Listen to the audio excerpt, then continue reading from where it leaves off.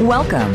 You have entered the realm of 1111 Talk Radio. Your host is Simran. It's time to discover your own language with the universe. Empower yourself, broaden your mind, open your heart, and discover who you are. Now, here's your host, Simran. Welcome. It is a delight to be with you this week, and I have another great show for you. I am so excited to dive into conversation with Sue Frederick today because there is much commonality, both in our lives as well as in our recent writings.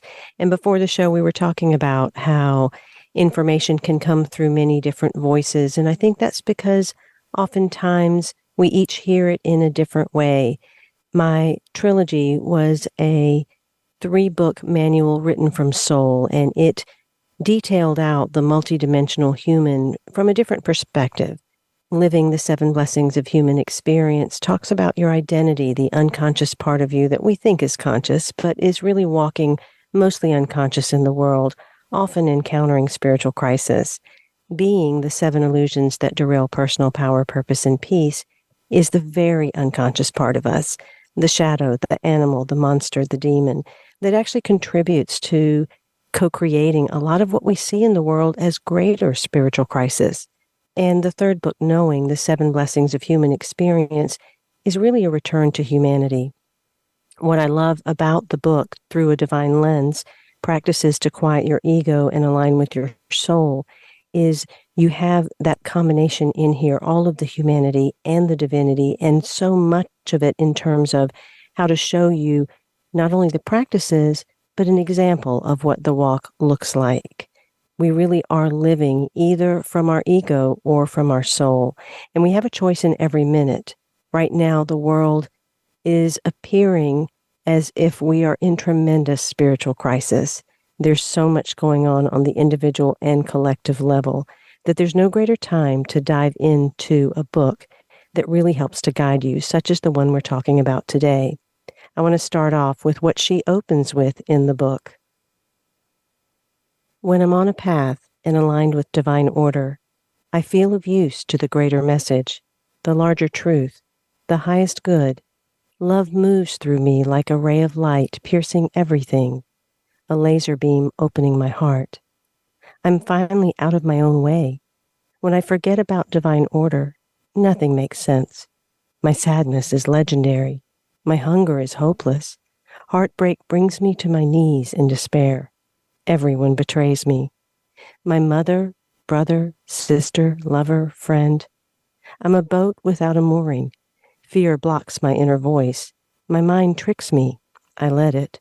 When I remember to throw out the ego lens and reach for my divine lens, I see the loving godness of our universe. Sacred wisdom once again pours through me, showering the world in diamonds, each one forged from the fire of tremendous loss. Forgiveness abounds. I'm held by the angels. Soul regressions are another aspect that Sue Frederick shares, and we'll talk more about that. But that opening really does illustrate the places that we all have been and the place that we are destined to go. Sue Frederick is an ordained Unity minister, clairaudient, and master numerologist. She channels messages and prayers from the angelic realm and receives wisdom from guides and departed loved ones to help people heal grief and find purpose. She uses sacred numerology and mystical information in her books and teachings, and Reverend Sue Frederick is the author of 11 books, including the one we're discussing today, Through a Divine Lens, Practices to Quiet Your Ego and Align with Your Soul, as well as the Sacred Numerology Workbook. Welcome, Sue, to 1111 Talk Radio. I am delighted and honored to have you. Oh, thank you, Simran. It's such an honor to be here. I love your voice. It's so filled with love and grace and beauty. It's an honor to be on your show. Oh, well, thank you. I love the humanity of your book. I do believe that right now, individuals in many different ways are looking at experiencing, expressing spiritual crisis. And I want to talk a little bit about why the focus of things that we're going to discuss, such as self-doubt and fear and anger and jealousy or depression and anxiety are so important to really focus in on in order to shift that spiritual crisis. Well, the great irony of life is that we're walking through this physical realm with one foot in the mundane, in the physical, in the ego, and one foot in the divine. So we have to sort of navigate both. And wouldn't it be fun, Simran, if we didn't have to have our foot in the physical part of it and have to have grief and pain and anger and sadness? But the thing is, as a human, when we drop into this realm, it's often only heartbreak and pain that wakes us up to look at the bigger picture, explore those questions. Who am I? Why am I here? Is there a God? Where did my loved one go? Those questions we don't usually ask until we're having self-doubt, fear, grief, all the hard pieces of being in the earth realm. And it's so true. We were talking about how our lives have been filled with so much drama, but in a sense, I think human beings do love drama. I mean, look at the movies we watch, look at the things we engage in. We do tend to want to go there, and yet we begin as innocents. I love how in the book you talk about these different lower, denser energies from the standpoint of a camera, of a lens. I recently attended a camera workshop with my son, and he's gotten very much into it. And he was taking pictures, but everything really, really close up. He all of a sudden wanted everything just right in the camera to where he didn't get the entire image or even a landscape behind it.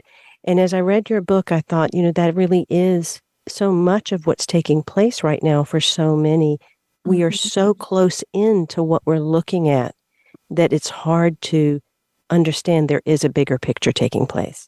And, the whole book, Through a Divine Lens, was channeled in after I had a vision from a fever that is exactly what you're expressing, where the guides and the angels held me kind of in space looking at planet Earth from a distance.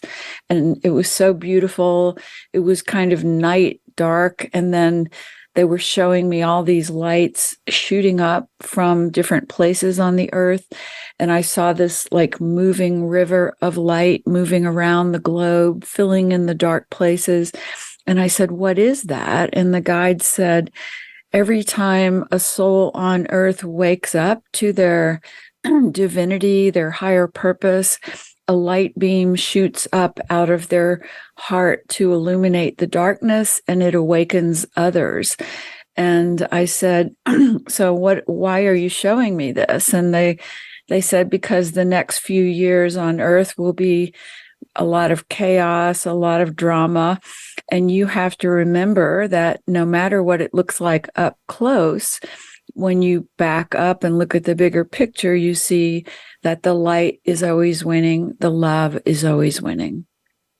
That's such a critical message right now because it's so easy to get sucked under by what the two eyes see. Absolutely. And to stay in that duality rather than really looking from that single perspective of everything is divine in a bigger picture.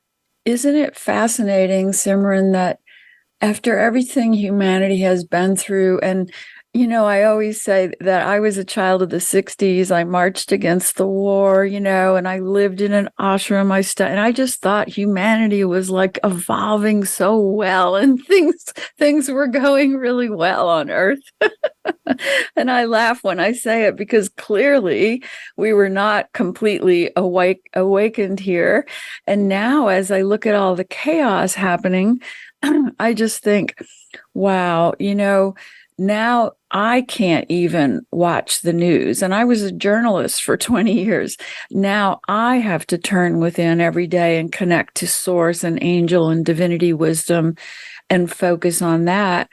And I used to be able to watch the news and kind of like it, and now it's forced me so much to be focused on the higher realm and on the messages from spirit.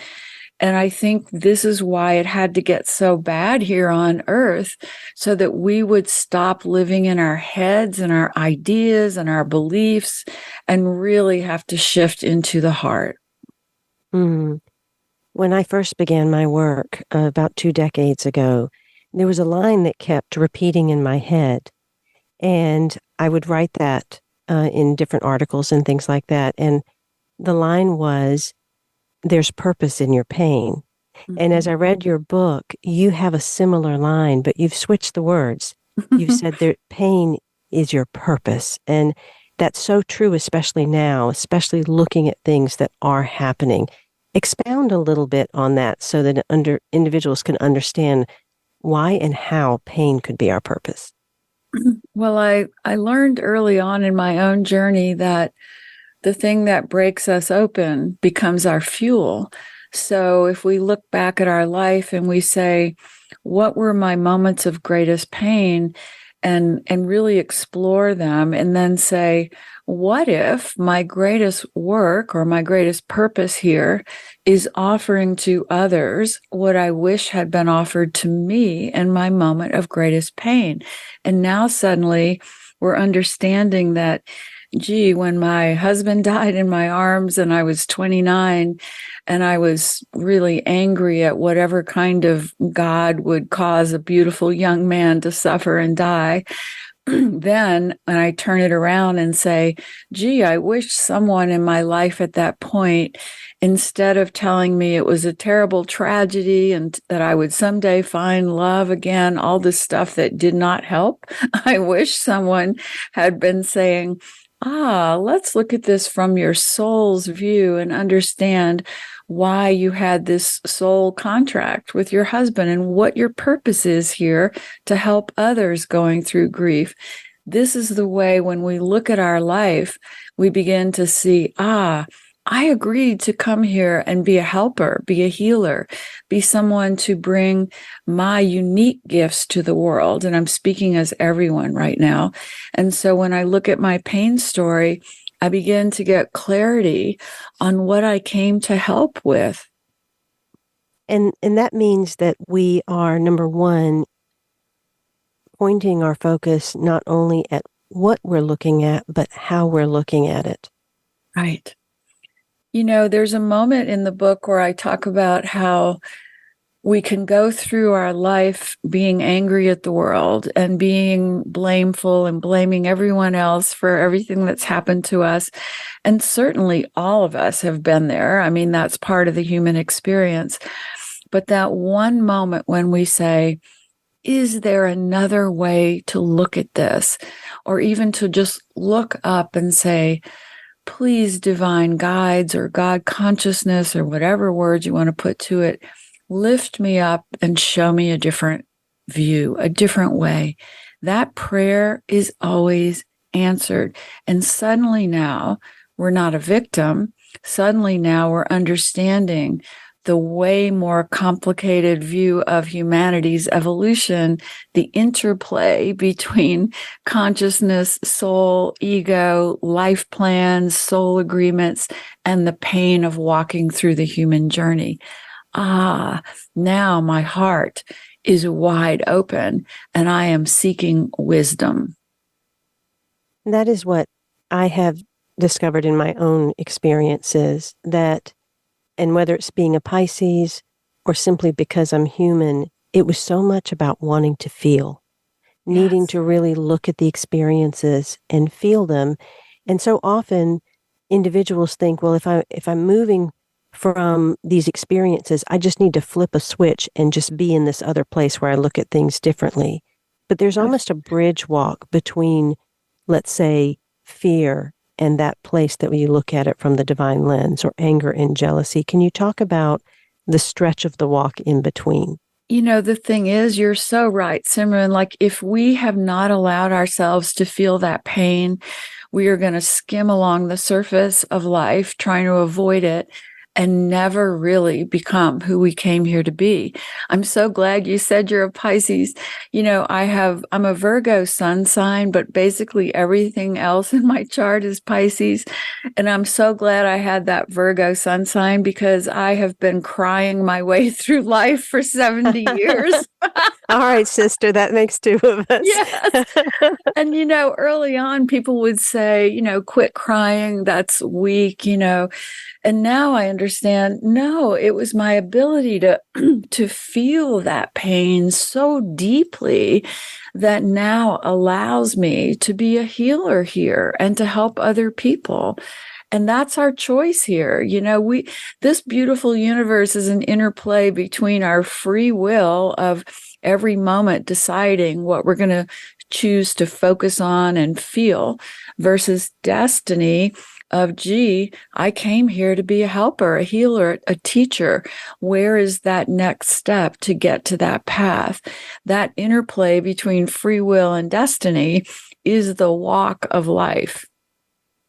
That permission to give oneself is of the highest importance because we do live in a world that kind of promotes perfectionism, or especially with selfies, especially with social media, especially with, celebrities. It's this ideal look that we are supposed to have. And I think that feeds the ego to going in the direction that it's going in thinking that it is serving, when actually that might not always be the same direction as the soul, correct? Well, the funny thing is that in this world that we're in right now, people actually are fooling themselves into believing that we can attain some kind of perfection here on earth.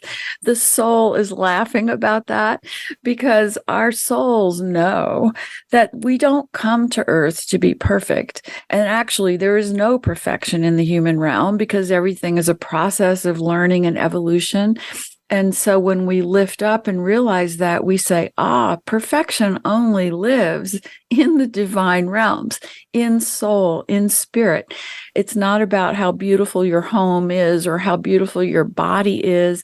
These are such a wrong focus, such an ego focus, but there's no shame in it because we're learning from that, hopefully. I mean, I think there has been some progress lately. I heard somebody say that models these days are being encouraged to be a little overweight and all this. And as shallow as that sounds, I'm thinking, well, that's a good sign because, these models have represented some image of perfection that is absolutely unattainable here on earth unless you are destroying yourself at the same time. And that creates the added stress. That creates that kind of wave of stress that we even feel from other people. And the disconnect from the soul's wisdom.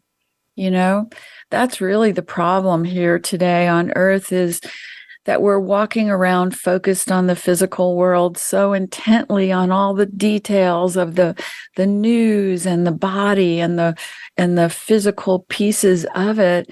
And we may even go to a church and sit there and listen to stuff, but the truth is, we don't ever need to go to a church. We just need to quiet the mind, turn inward, access the heart, the soul's wisdom, and let that guide us.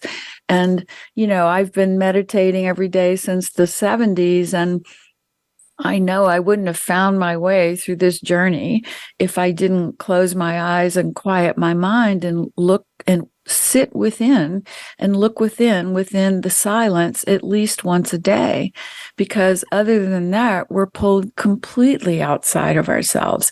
And yes, that causes stress, anxiety, self-doubt, fear, all the little things that the ego creates for us. Let's talk a little bit about doubt, because when we look at things that are happening in our lives, whether it's someone going through a divorce or financial issues or conflict in their family, the death of someone, or flipping on the television to try to get distracted and then see all of that that's going on, it's easy for doubt to creep in, both self-doubt, divine doubt. What do you tell individuals in terms of facing that doubt first and foremost? Because I've discovered for myself, if we don't trust life, if we don't trust the universe, if we don't trust ourselves, then we're living in a house that won't stand. Well, here's the thing I tell clients is that everybody walking on earth, every human being, has self-doubt.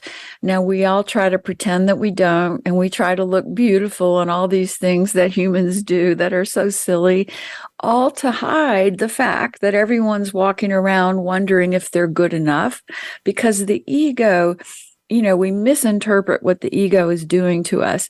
The ego's only job on earth is to keep us alive.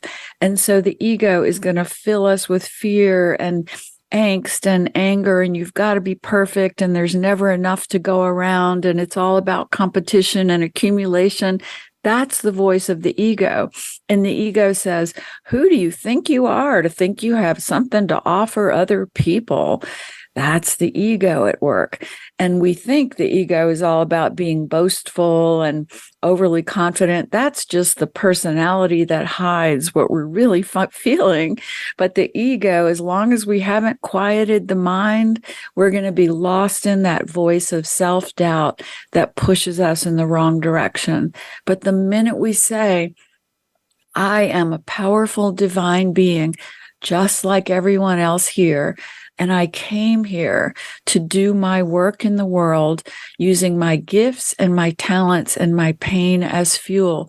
And I will do it with all my heart, no matter what. Now we are in alignment with the soul. And even when the ego pipes up and goes, well, who do you think you are to do that? We recognize it as not the voice of the soul, and we're able to keep going. That was beautiful. I think another point that you bring up in the book is fear, and everyone feels fear, but you have a very simple line, but it's packed with a lot of punch. And the line is, when you're afraid of anything or anyone, it means your ego voice has the upper hand and has drowned out the voice of your soul. God, that's so true, And I look at the world today and how many things are being guided by fear. I mean, especially politics, and I just think, boy, the ego is having its day in our world right now. And what you and I know, Simran, is that everything has to be revealed to be healed. And someday humanity will look at this time period and all the things that are happening and say, that had to happen so that we could break open as a culture, as a world, and really get back to the core of who we are, our hearts, our souls, helping each other, connecting each other. And it kind of seems like humanity had to create a crisis here on earth in order for us to find our hearts again. And we're still in the middle of that crisis. We most definitely are. You have a beautiful paragraph where you say, when love is not given freely, your energy becomes stagnant, which creates neurosis, dependency, psychosis, and fear. These are symptoms of misalignment with your higher self, basically spiritual constipation. And I thought that was another one that the audience would really find powerful, because that's so true when individuals find themselves stagnant, when they're in that loop of thinking that they can't get out of, or they're gripped with fear. Simply becoming aware that this is a misalignment, this is spiritual constipation that is taking place. And also the remedy, we go through life thinking, I'm here to get things. I'm here to get love. I'm here to get, success. And that puts us in this backwards energy flow. And what I mean by that is the minute we turn it around and say, oh, I am connected to source, therefore I am now flowing love and kindness and compassion out to the world. I am the vehicle of unconditional love that comes down from source, God consciousness, through me out to the world, and just see and feel that energy coming out of your heart to the world. And then go walk about your day, go do errands, whatever you do, and be aware of this energy flow pushing out to everyone. You don't even have to say a word, just send that love out. And you will be amazed at how people kind of turn and do a double take, and then they might smile at you. And it's all because you are sending love out to help everyone feel better. That is the greatest exercise for turning around depression or fear or neediness or feeling unloved. once we recognize we're the source of that love, that changes everything. Yeah, I love how you titled the chapter on sadness, depression, and anxiety, ego cataracts, because that's really what it is. It's all clouded, right? Yes, I forgot about that. You make me laugh because I remember things like ego cataracts now, and that's so true. It's like the cloud that clouds our vision so that we really can't see the truth of what's happening. And I am great friends with sadness, so I know all about that particular emotion. And, grief has been my greatest teacher in this life. And I lost my husband quite young in my 20s, and then my best girlfriend the following year. And another, I can't even go into it. I'd say 10 people that I loved most were all crossed over when I was in my early 30s. Sadness became my emotion of choice. And as I look back at that now, I realize that what I was really sad for was the lack of my connection to the divine, because grief had crushed me in a way and sent me on my journey of growth. And the minute I was able to go, what I'm really longing for here is my connection to God consciousness or source, whatever you want to call it. And so the minute I open my heart and begin to feel that connection again, my sadness goes away. And then I'm aware that life continues beyond the physical. And my departed husband actually has messages for me. And my girlfriend, Chrissy, is trying to cheer me up from the divine realms. And now I'm living in a very different world where sadness is not necessary because I'm understanding the invisible realms. That's the shift that grief can push us to. Your ego lens only reveals a small piece of your story, a moment of utter loss that separates you from your higher self and from the higher selves of others. This separation from your soul shows up in your life as fear, confusion, depression, addiction, and anger. Fear, addiction, pain, and despair occur when we lose our connection to our higher self, our divinity. Of course, we all experience moments of great pain and despair. It's part of our human journey here on earth. Listen to the inner voice that speaks with love and not fear. At that moment, you're lifted into the divine view of life. This is from Sue Frederick's book that I urge you to pick up. It is titled Through a Divine Lens, Practices to Quiet Your Ego and Align with Your Soul. Also, you want to go to her website, SueFrederick.com, which is in the show notes, and check out the Sedona March Retreat. It's a Sedona Ascension Retreat that she will be participating at, and I'm sure it will be something that's quite fulfilling. We'll be right back with more of Sue Frederick and Through a Divine Lens right after these messages.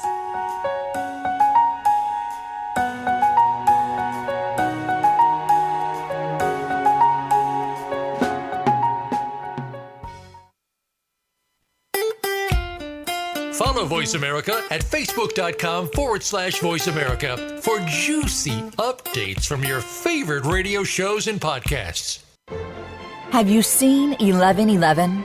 Do you wonder why certain numbers keep showing up in your life? 11, 111, 22, 33, 444. People all over the world are seeing 1111 and learning the language of universal communication. Subscribe to 1111 Magazine today. www.1111mag.com. 1111 Magazine is a bi-monthly print publication that offers a rich, multi-sensory experience. As you engage with experts and topics of consciousness, become enlightened, empowered, and energized, so you live a passionate and authentic life of conscious choices.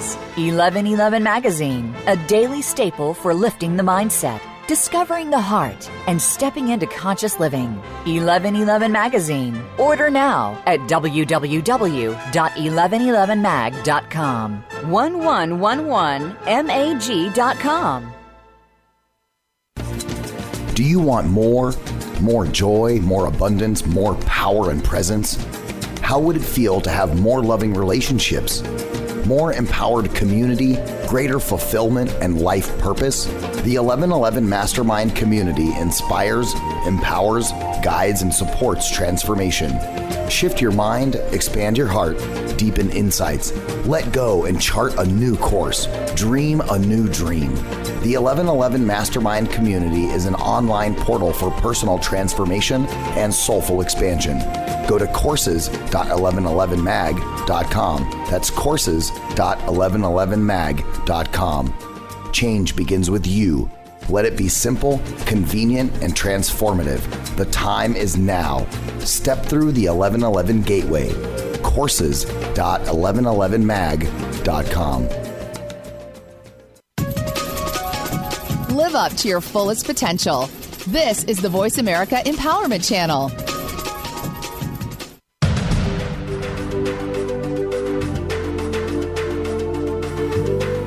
You are listening to 1111 Talk Radio.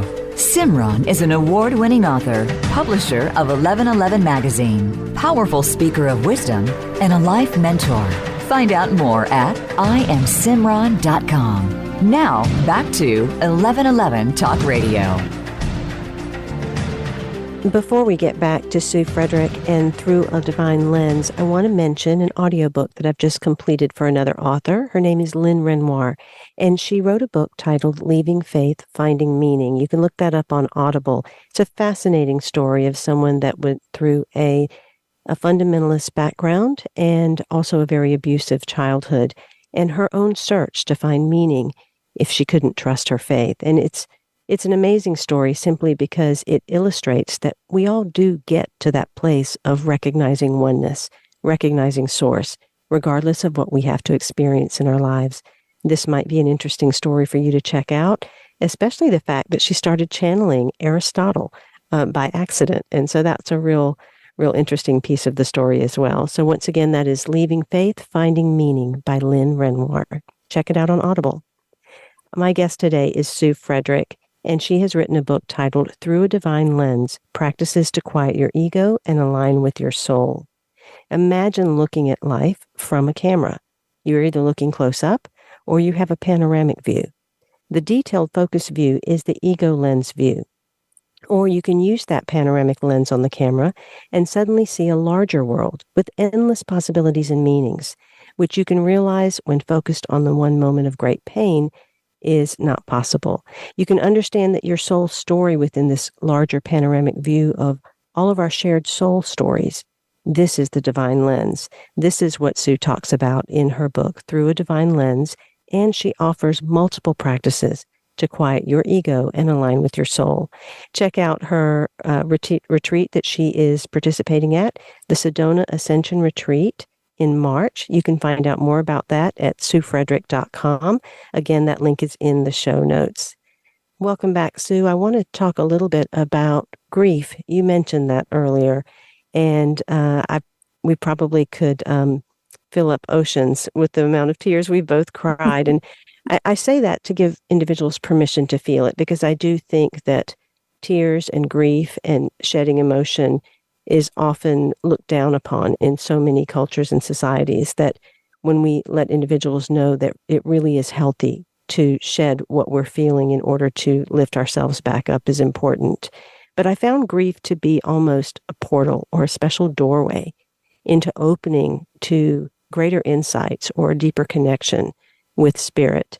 But I had to let myself go there first. Talk a little bit about what your experience of grief was. That is so beautiful that you said grief is a portal, because it is, and we have to walk through the door, And I must have really signed up for I must have been determined before I came to Earth that I was going to really grow here and I was going to move past my, I was going to move past my pain, and I was going to become a healer of some kind, because I signed up for the grief journey, and the grief journey is so intense. And any listeners right now who are listening, who are grieving, don't be afraid of that pain, and allow yourself to spend 5 minutes a day with it, at least sitting in the pain, healing it, crying it out.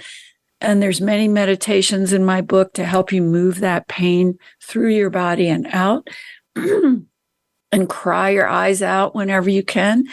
And the reason we have to do that is because once we stop trying to avoid the pain, we walk through the portal of awakening that grief offers, and it brings us to this place of wisdom, of understanding, of stepping into the power of knowing that love is all that matters here on earth. That is the great gift of grief. Mm. Yeah, it really is a softening experience, because that expunging of whatever we're carrying or feeling also helps to soften our hearts enough to be able to love more. You know, I always say that my grief taught me that I kind of overloved everyone after I went through grief. And the way I explain that is, you know, when my daughter was born, it was such a miracle. It was several years after I'd lost my husband, and I didn't think I could get pregnant. And so we always joke that because I'd lost so many loved ones, but by the time she was born, that I just wanted to cherish every moment with her and sort of overloved her, you know. And now she says, well, Mom, that causes problems too, you know. And Yes. she's 30 now, you know, and she's had to like push me away for a while to find her footing. And that's what love is about. It's like when somebody dies in your arms, you wake up and say, my gosh, why wasn't I more loving, more compassionate? Why didn't I say this or that kind thing to that person? Why didn't I tell someone that they were so important to me? These are the things that matter. And when death crosses our path, we understand that. And then we may, just like me, kind of overlove everyone. And that's when we have to then get back to center and learn, wait a minute, I'm here as a source of love, but it can't be entangled in any kind of fear. Fear is the opposite of love. I can't be afraid that someone else will cross over and I'll lose them. Instead, I have to know in my heart that life continues beyond the physical, and I can love and cherish every moment and then surrender to whatever that person's soul path is and where it's going to take them. Mm. Yes, that love without conditions, right? Love without Right. strings, love without attachments. Right. You have certainly encountered many losses through death, and I think with the past few years, with health issues, and now looking at things that are taking place in different countries where people are dying, death is very much probably that fear that's on the forefront of many people's minds and gripping them in their own constriction. But there's another type of death that takes place as well, and it's that death of identity that can kind of continuously happens. And I've discovered that the grief can be equal even in that situation where we are dying to identities, dying to being a wife of someone, or dying to being the mother of someone, or dying to not being this type of business anymore. There's all types of grief that can ask us to look at where our ego was, but also look at what our soul is directing to. Can you talk a little bit about that? Yes, I think the most beautiful thing that we can use to help us as we move through life is to understand that everything here is changing all the time, and we are required to change and grow here, which means we're all going to have reinvention cycles, reinvention moments. This is why I practice sacred numerology, because that system lays out exactly where those reinvention points will be. And it's kind of like having a soul review while you're still in the body. And you can go back and go, oh, wow, I hit that ending of a cycle right after Paul died when I was in my late 20s. Wow, I didn't know it at the time, but that was like a preordained reinvention point. And then we look back at all those reinvention points and we go, at each one of those, I thought my world had ended. And then I moved through it. I surrendered. I let the past go. And look how much greater my life became. So now when a reinvention point comes to us, we're more able to go, all right, I surrender to whatever this needs to be or however it needs to happen, because I know that somewhere on the other side of this is a new and better part of my journey here. We are composed of cycles and rhythms. We each come in with a soul plan that we are to live out. Talk a little bit more about sacred numerology and how one can use that or what that looks like for an individual. Well, the greatest gift for me when I was grieving Paul, and I also say that he was my greatest spiritual teacher, because when your young, beautiful husband dies in your arms when you're 29, that's quite a spiritual awakening moment. And he has come back so much to inform me. But the only way I found my way through that loss back then was that finally I had seen therapists, all kinds of people. Nothing was helping. I was so angry, so sad. And then a numerologist sat with me and said, let me show you all of this from your soul's perspective. And I was like rolling my eyes, like I was really in pain. And I said, okay. And she talked to me about my reinvention cycles, about my soul mission, what I came here to do, what my soul agreement was with Paul and why he crossed over, why I was here. And all I can tell you is that in that 1 hour with her, I came home to myself. I came home to remembering my soul, remembering the life plan I had put in place before I got here, and suddenly knowing, gee, on some level, I agreed to this. Not my conscious mind, of course, not my ego, but my soul agreed to this moment for a reason that serves highest good for myself and others. Numerology, in the way I look at it and the way I've studied it since the 70s and the way I help clients with it, and everybody does numerology a little different. So I do want to say that I call mine sacred numerology because it's really about viewing our lives from the soul's perspective. That has informed all of my work with clients, all of my books. And it really, that conversation that numerology can be a catalyst for, brings people home to themselves, no matter how much grief or loss of identity they may be facing. The deceptive intelligence, also known as the ego, will always try to step in. So when you were going through that hour, it sounds like you were listening from your soul to be able to return to your soul. You weren't listening from the ego, because that would have resulted probably in two very different life paths. I have chills as you say that, because that is the truth. That is why, when I do a session with a client, I meditate on their path before it begins. And my intention is that spirit will help them open their heart for this conversation, no matter how much pain they're in. The cynical mind is part of the ego, and it's just trying to keep us safe, and it's going, hey, don't believe in that woo-woo stuff, or who knows what will happen to you. And the soul is going, this is the truth I have been waiting to remember. And so when I work with a client, I really try to bring that conversation to that opening moment. And when I say, that conversation with my first numerologist changed me, yes, she had an ability to sit there and talk to me from her heart, from her soul, which then really kind of resonated my heart and soul to open.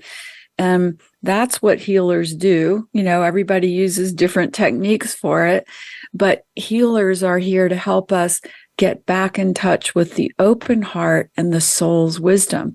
For me, that's what I try to do with numerology to help others. Beautiful. You pose a question actually in the book, and that question is, why does the world seem more cynical than ever? That is the question of the year.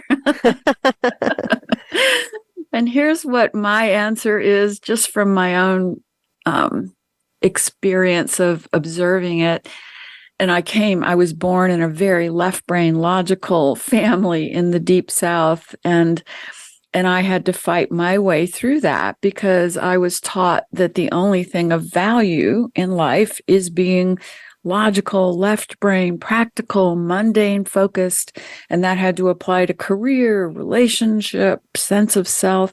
And I was not that way. I was born as a very right brain, intuitive, sensitive, crying person. And so my family made me seem or feel that that was because I was less than everyone. That was back in the 50s. There wasn't a lot of consciousness back then. So what I say to people today is, the world is shifting right now. There has never been a better time of understanding that the logic, left brain mind is not the reality of who we are, and it has not served us. Yes, we have great structures in place from the left brain and great corporations, but look where it has brought us, because we've lost touch with the higher, more important voice of the soul and the heart. And so in this moment of shift, what I see happening is they can apply all the logic they want to these world problems, and it's not going to make things better until we shift into the dominant part of ourselves leading our lives, being the heart and the soul and the compassion. Now we've quieted the left brain, and it is no longer our God. You can really say that in today's world, the left brain logic mind is people's God, and that is not a God. That is the ego.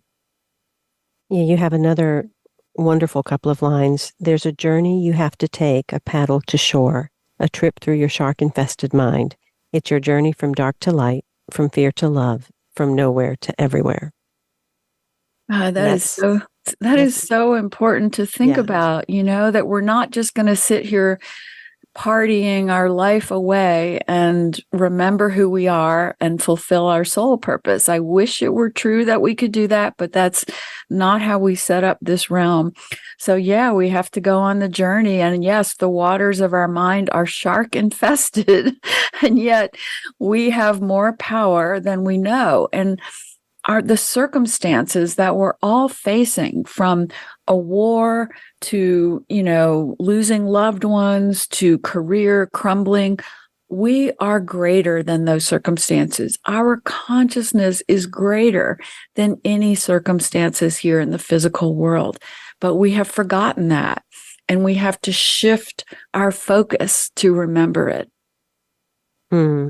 There seems to be a really fine line, though, between what can look like ego and then what is soul. And that particularly occurs when it comes to work or career.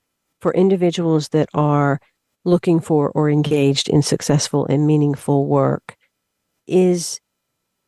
everyone's not going to go become a healer, a teacher, an energy worker. And I think that some people may have a question about, well, if I'm over here being a librarian, or if I'm over here being, at some other type of occupation, how do I know if it's my ego or my soul? Does that become based on agenda? First of all, it has to do with how you feel in going to work. Everybody is here on their own reinvention cycles, their own unique soul path. And if you're a librarian and every day when you go to work, your heart and your soul is joyful and feeling you're really serving your purpose, and you can go and help people find what they need, then yes, you are on your soul path. It doesn't mean it won't change when you hit a reinvention point, but it means for now, you are fulfilling your mission. And I guarantee once you've really learned and evolved in that situation, you will probably hit your reinvention point, and you'll be called to step up to the next level of your work, whatever that is. And I do think the world of work is shifting right now. And I think AI is going to be a part of that. And I think we are all being called to no longer be driven just for the paycheck. I'm going to go do this horrible job that I hate just for the paycheck. That paradigm is crumbling, and I'm glad of it. My first book is called I See Your Dream Job, and I was applying numerology and intuition to our work. You can still get that book on Amazon. And I do believe we are each called in our own time, in our own way, to step up to our greater gifts and our greater purpose. Ultimately, our soul wants our fulfillment, right? It wants us to have good lives, to feel as if we have lived fulfilled lives. And oftentimes it can be scary to let life crumble. And we're seeing a lot of that, not just individually, but socially and collectively, to let that crumble and take that leap of faith, to let those wings kind of unfold as we're diving off the cliff. You know, the leap of faith is everything. I wrote that quote in Through a Divine Lens about, once I had taken the leap, I realized that the light lives in the leap. And it's so true. I mean, all of us have moments in life where we're standing on the edge of a cliff and all we want to do is back up and cry and curl up in a fetal position.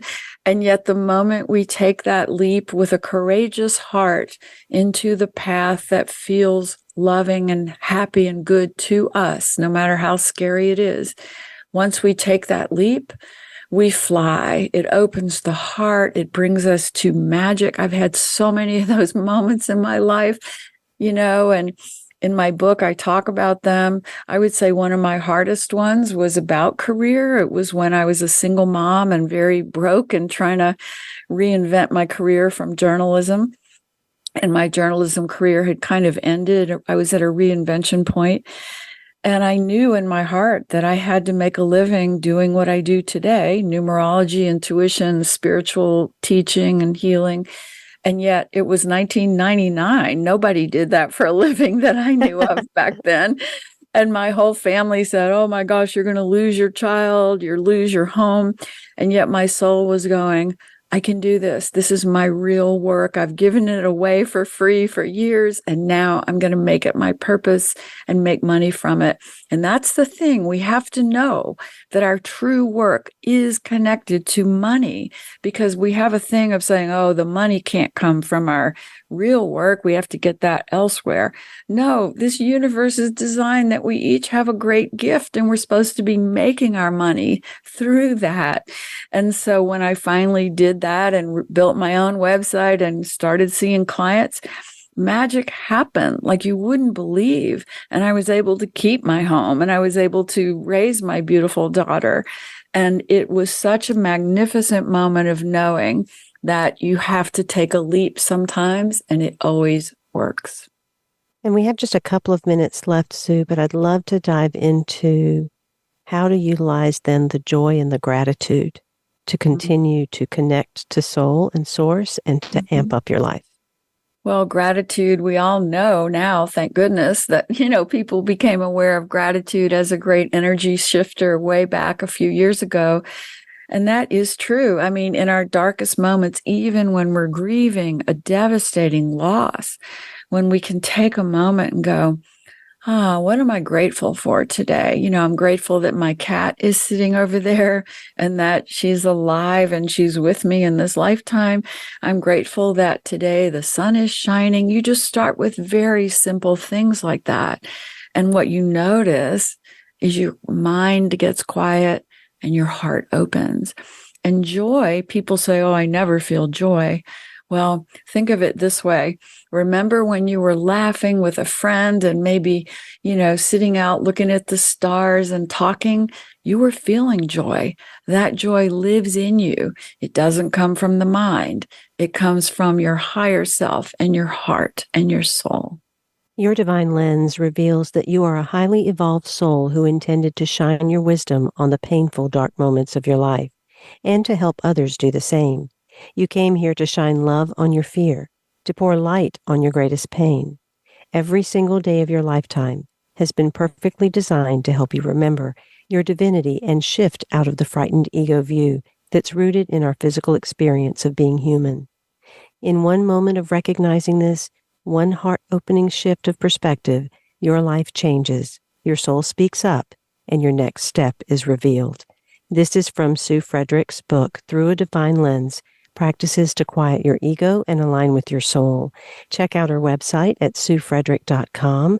Join the retreat, the Sedona Ascension Retreat in March, and check out all of her other books and offerings that she has, should you desire to have some sacred numerology.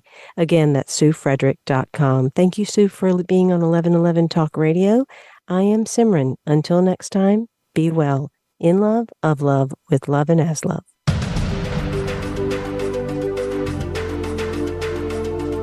Thank you for opening your mind to a new reality, your heart to greater compassion, and your experience of aliveness with 1111 Talk Radio. Join host Simran next Tuesday at 8 a.m. Pacific, 11 a.m. Eastern Time to step through the gateway of conscious living here on the Voice America Empowerment Channel. Remember, you are not on the journey. You are the journey.